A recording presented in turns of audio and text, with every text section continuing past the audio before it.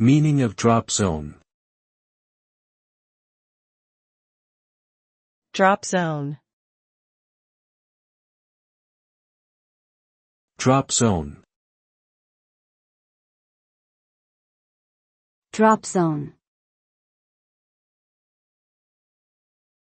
Drop zone.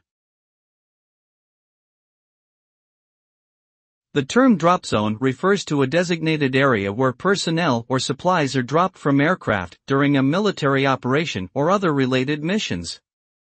It is typically marked and secured on the ground, allowing for safe and accurate delivery of the necessary cargo.